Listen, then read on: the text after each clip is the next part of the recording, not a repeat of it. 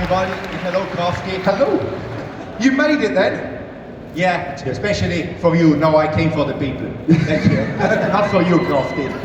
There were a few people wondering whether you were going to turn up or not this week. So let's start with a few questions. And I had a whole load of questions written down, and I don't know where we need to start, really. Has anything interesting happened to you the last few days? No, not really. You know, I mean, just had a good Christmas break. You know, everything went well. Then I had New Year, and everything was even better. Marvellous. We've seen Drive to Survive. We've seen that you don't like picking up the phone to Gene very often. When did the call come? Can I start with just something, Crofty, from my side?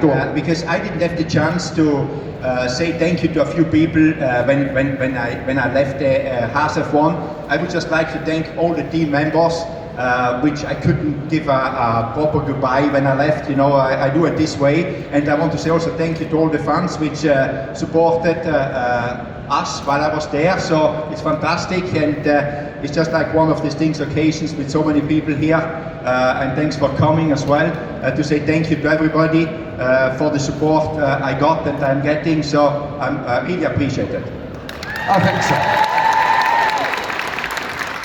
Because actually, before we get into the nuts and bolts, as the man who's been there at HAAS from the start, has built that team up, has pretty much employed everybody that was there, the chance not to say goodbye to your people must have stung a little bit.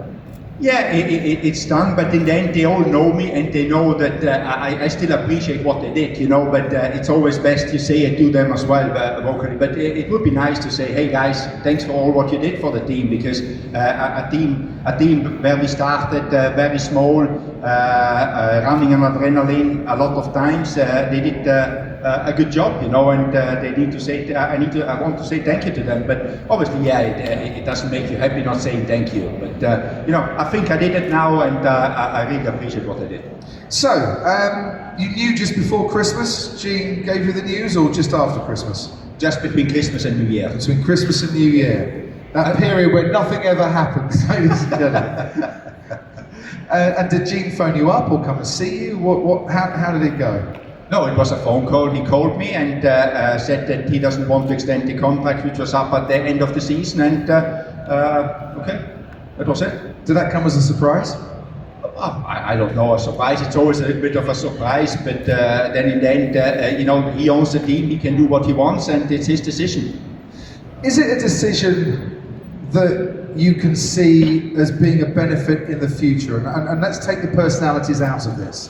Do HAAS, to progress forward, need someone different at the helm? I think that can be answered only in time, you know, in the future. I cannot answer that one, because otherwise I could say what is happening in the future. I cannot say that. For sure, he thought that is the way how he wants to take the team forward. And as I said before, it's his decision, not my one. He owns the place, so if you own something, you've got the right to do what you want.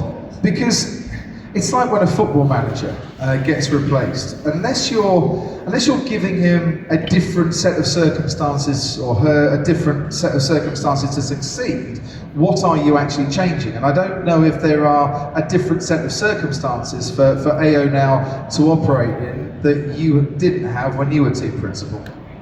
I wouldn't know that, you know, what circumstance he has given to Gene. He didn't call me up and tell me what he wants to do anymore.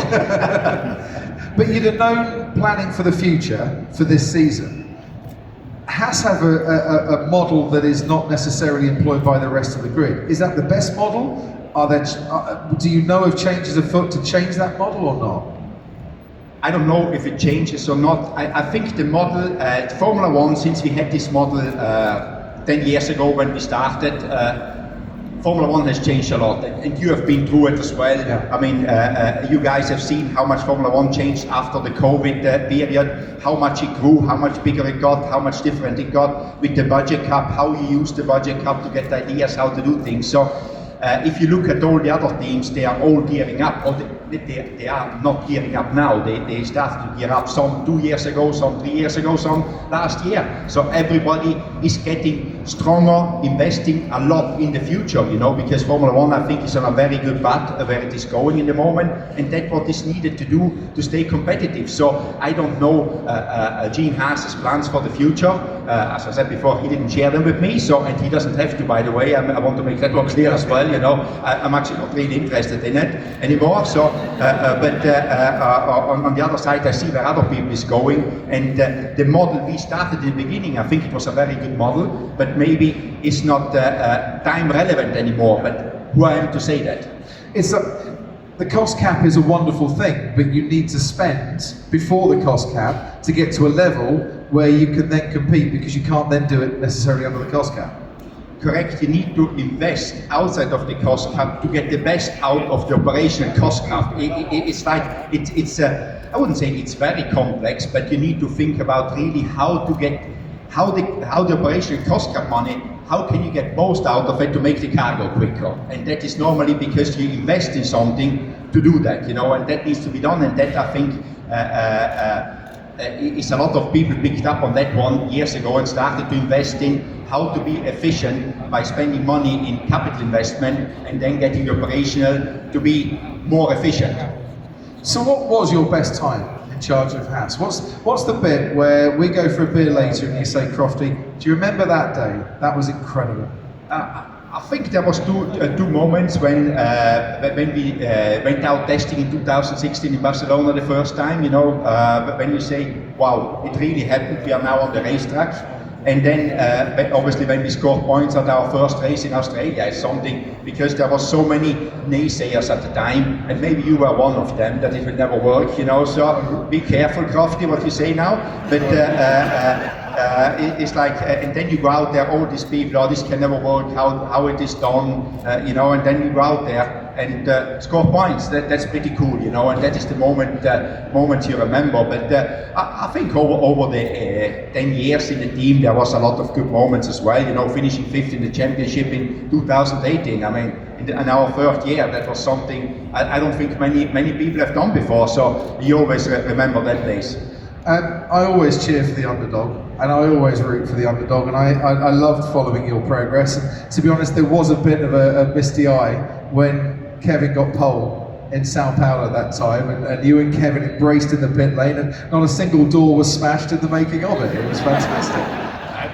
I forgot that moment. That was obviously, you know, because it's one of the things, thinking you get the pole, you dream of it, but you think you're just dreaming, and then it gets done. It's fantastic, you know. But it was also, I forgot that moment as well, you know, because you know, we didn't have our best year there, and then towards the end of the season, you do this pole for the whole team. In the end, it was like, wow, we did this. We have a pole as a team. Because that was a money didn't buy it moment. That was good driving, good engineering, smart decision making. That wasn't down to money, that moment, which is why I loved it so much. Absolutely, it was just like everything was going right, you know. Yeah. The decision to go out there with low fuel, you know, just for one lap, to take the risk.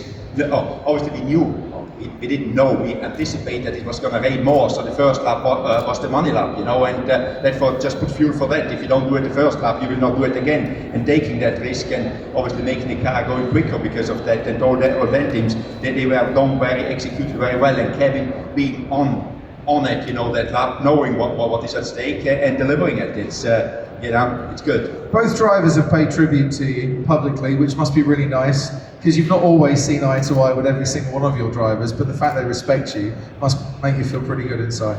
No, it was very nice from them to do this, you know. Obviously, I would never ask for anything, and it's not only the drivers which don't see eye to eye with you all the time. You know, there's more than the drivers which don't always agree with me, but that's part of you know, being me, you know. But it was very cool. I mean, the two guys, I've got a very good relationship with them, and when they posted it, it was nice, you know. Do you want to stay in Formula One? I don't know. If Formula One wants me, I don't know that, you know. It's like, I don't know about that. I think the fans do.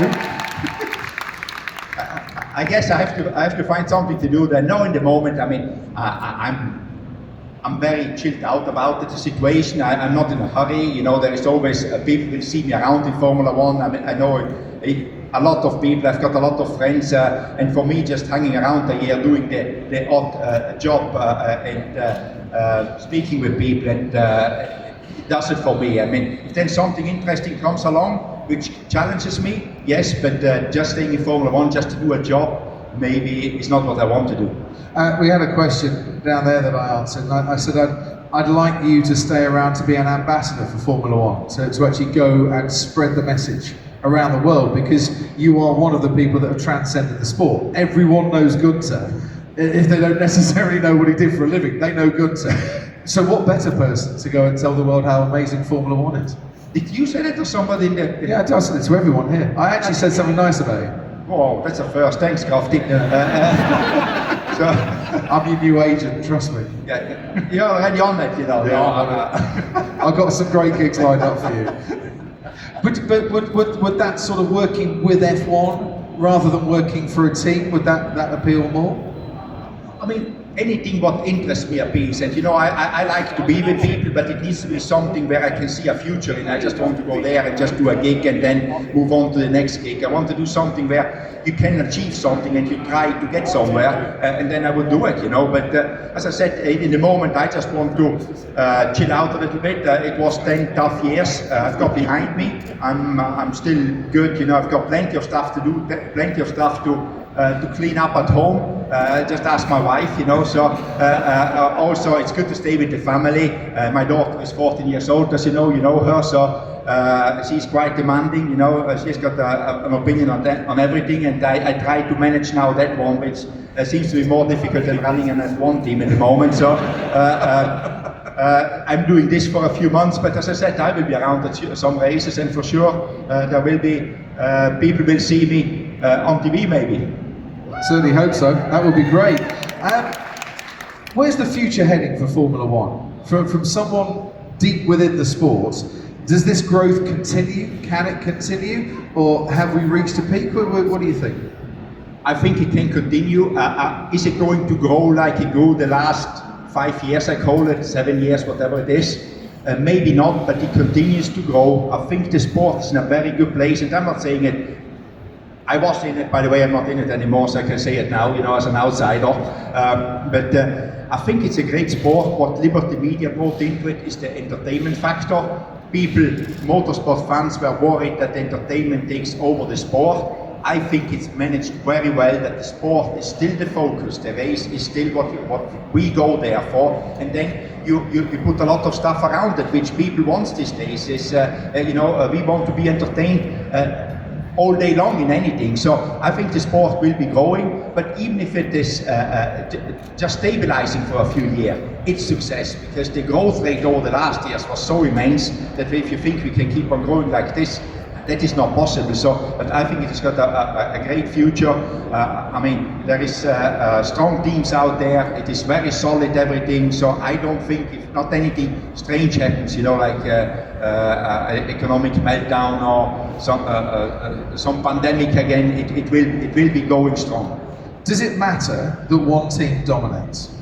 That will end as well. I mean, this is a period, in my opinion, you know, I think the teams next year, some of them will catch up. Look what McLaren did last year in 23. They catched up pretty quick. It can come any race, it can come that somebody catches up, because the regulation stays stable. There is a limit what you can develop, and it's just everybody's going to that point, a good team. So, and then for sure in 26, I think the cars are given new, with the new regulation, new engine regulation, there will be a complete change in everything in 26, in my opinion, you know. So I think the sport will stay interesting, and the domination, I think obviously Max last year, he dominated a little bit, right? Just a touch, yeah. So, but I think he's in the best car, and I think he's the best driver at the moment. So, but there's other good drivers and other good cars out there, which will be coming up this year.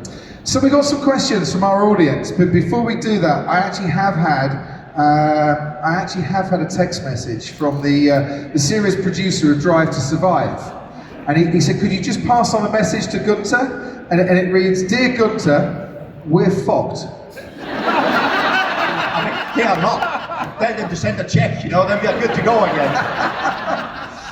But hang on a minute, aren't you meant to be the executive producer of a brand new comedy series based on Formula One, like The Office with Ricky Gervais? Is that right?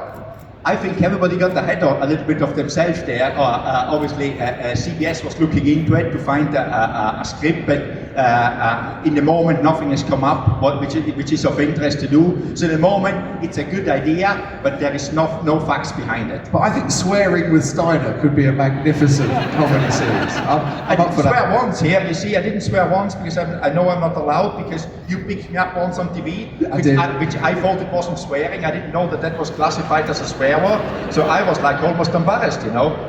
Seriously, the flack I got for that. How could you possibly tell Guenther Steiner not to swear? Because Ofcom say I have to, ladies and gentlemen. Right, who's got a question for Guenther Steiner? Right, there's a man there with a parental advisory sweatshirt on, which I love.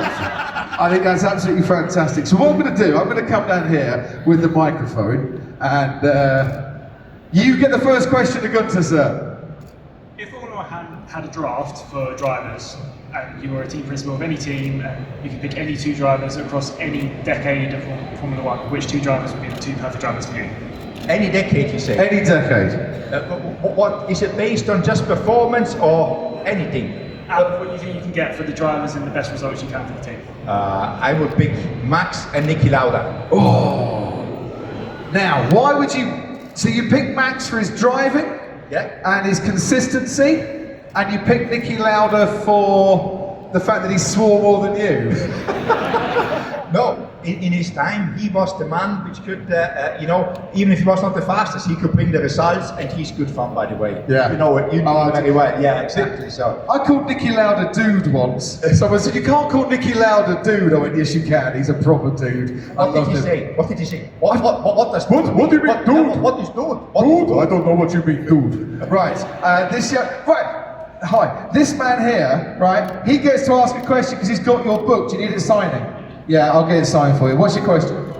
Who's better, Nico Hülkenberg or Kevin Magnuson? Oh! Have you got a sister and a brother?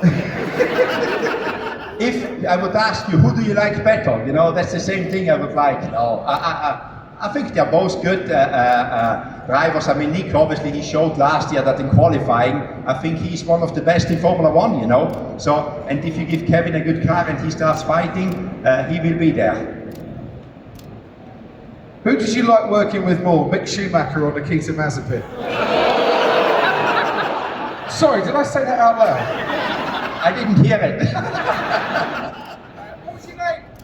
Josh. Josh? Could you sign that to Josh? Did you buy it? He bought it as well. If anyone here's got a free copy of the book, that doesn't get signed, right? Guenther now needs the money. So we'll get a few things signed. How difficult as a team principal is it working, as I go and take this back, working with drivers? Because you kind of have to be part motivator, part diplomat, part boss, don't you? Yeah, I normally leave the diplomat out, so, no, it is, normally you try to establish a relationship already when you take the guys on, and then you go along, and obviously for me it was always talking clearly with them, and I normally had always good relationships with drivers. I mean, Eddie Irvine, I think he was number 2 in texting me when he heard about that I'm not at HAAS anymore, you know, so and he drove, or I worked with him in 2002, so it was a long time ago, and we are still good friends. You got a cap to sign now. It's a really good cap, I've already signed it. And see, I don't put my autograph on anything you signed, you know, Crofty. Guenther's a pro, he's actually got his own Sharpie as well, I love this. Right, Jacob, I'll come to you in a minute. This man had his hand up first, and there's another book there. Sir? I'll have a picture with him. Right, Guenther, at the end, come down, we'll do a little picture if that's okay. Right, do you want that signing as well? Right, give us that here. Right, give us that book here. You're doing a good job, Croft. I'm doing a great job. Do you know what? I never knew there were that many copies of your book sold, but there's at least 20 of them here. Jeez, look what we've started a thing. Right. Who's got a question rather than can you sign my book? Right, that lady bouncing up and down behind. What is your advice to keep a good relationship, especially when your older half is ordering endless car parts and they just keep arriving to the house and you just want to kill him? How First of all, don't kill him because then you have got a problem, you know? So that is the best advice I can give you. But the other one is just support him. He loves you and his car parts, you know? What more you want? Yes. And for all the people which gave Croft the book, make sure he gives them back and he doesn't sell them on eBay. Honestly, my own bookstore I am now starting. Yeah, I need Good to see a you. bookstore. You're an absolute, you're a great sport on here. Right, I'm not just collecting books, right? But I am asking for questions as well. Was there a question over here? Ladies, I have done you. I'm going to do this lady over there, if that's okay. Sprint races are kind of talked about a little bit. Would you keep them or how would you change them? Oh, great question. I would keep sprint races, change them. I think looking in if the calendar, you know, if the qualifying change a little bit around could be one of the ideas. But in general, what I like in general, it gives interest to the calendar, because you've got if there is a 24 race calendar a year, to change a little bit around, it's nice. Otherwise, it's always the same, and people maybe, oh, there's another race, but now it's like, oh, there's a sprint race, and then it's a normal race, and you've got a lot of this also. Which kind of races are on? You know, you get the historical races, Monza, Silverstone, and then you get the all-new wide open Miami, Las Vegas, and this kind of races. So I think the variety of how the races are done, and that includes sprint races, is actually pretty good in a 24 race calendar. Can we go above 24 races? Could we do 25, 26 or not? I think everything is possible, but I think it needs a little bit rethought how it is done, you know, because I think the teams are at their limit, the people is at their limit with 24, and then it would be a plan maybe to make 30 races, and you have got 2 crews which go to races, and you have got just more equipment and more people to do it. Otherwise, it will be difficult to go above 24. I agree. This young man has a question.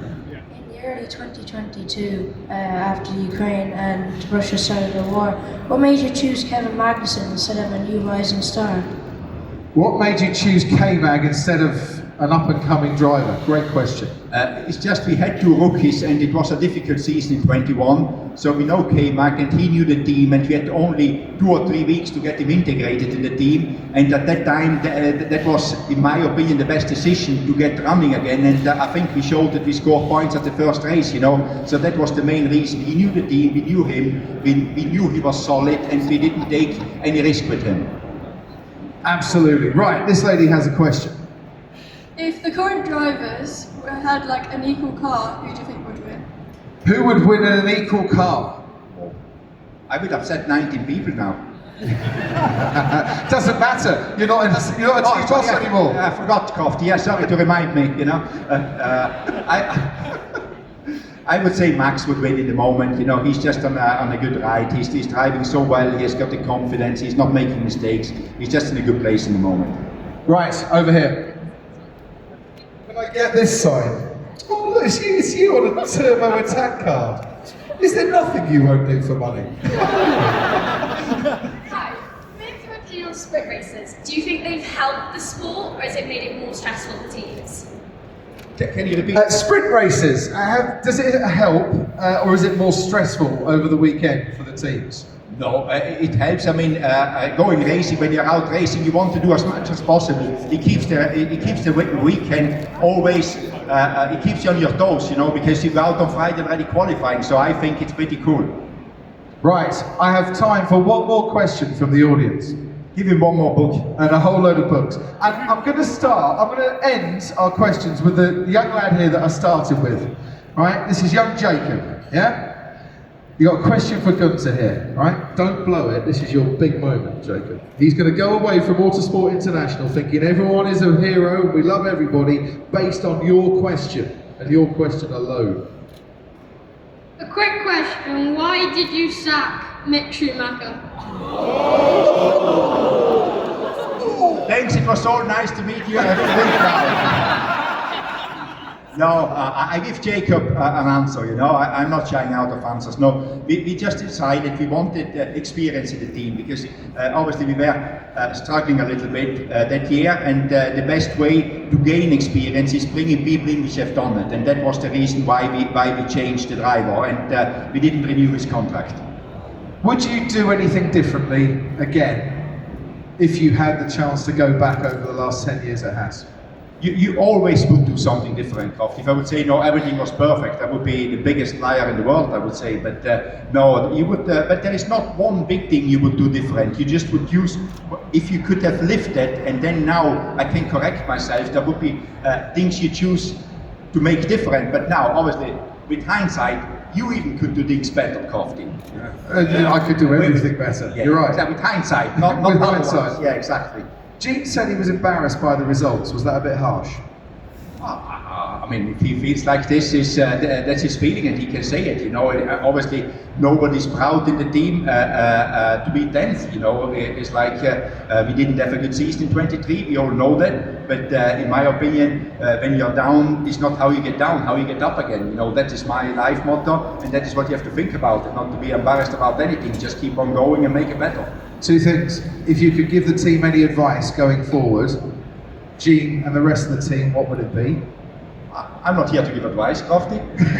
Not anymore. No, exactly, yeah. But if there was something you could say that would help, motivate, or just as a thought to try and make things better?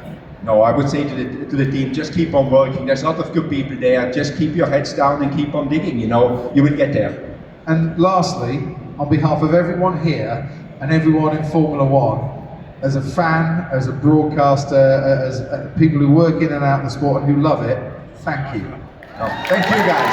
Thank you guys. And thank you, Crofty. Thank you, Crofty. You have been an absolute legend, Guenther Steiner, to get to know, to work alongside. There are not many Guenther Steiners in this world, and I'm glad of that, because there's only one. Thank you guys. Thank you. Thank you. Would you mind signing a few books? I guess I have to. Yeah, I guess you have to now. Yeah, no. Honestly, these Make are... sure you get your books back. Make sure, you know, I know him well enough. You can have them back, they'll be on eBay, don't worry about that. Right, so, what have we got? I start. You start, I'll carry on talking. You've got a card down there as well, we'll do all the signing. I'm not going to take a load from the audience because, honestly, I've just gone to the hospital pass and all hospital passes, but I have got a HAAS helmet here, and that needs signing. Who's shouting my name out? What? Right, okay, one more book, that's it. And then we've got to get on with the rally and everything. Now, no, just a book. No, mate. If I do one, I have to do everyone. That's the trouble. What I was going to say is, if you want to hear more from Guenther, he will be in the live action arena at the 11:30 show, which is where I'll be going and doing the day job as well. So Guenther, when he's finished doing a bit of a book signing, will be around. We have a whole host of interviews for you to enjoy, and look at this. We have some rally championship cars to get on the stage as well. So it's a big day at Autosport International. There are a lot of things to see and enjoy. I hope you all have an absolutely fantastic day. Stay where you are, and I will endeavour to get all your books back to you. So, you know that bit where Nico and Kevin used to come into the motorhome and you'd say, I've got a few marketing bits to sign, and they go, oh good, so why do we have to do this? This is them getting their own back, I'm afraid, on this one. You're an absolute sport, mate, thanks. And one more, and we're done. This is not how we work. If I hold it.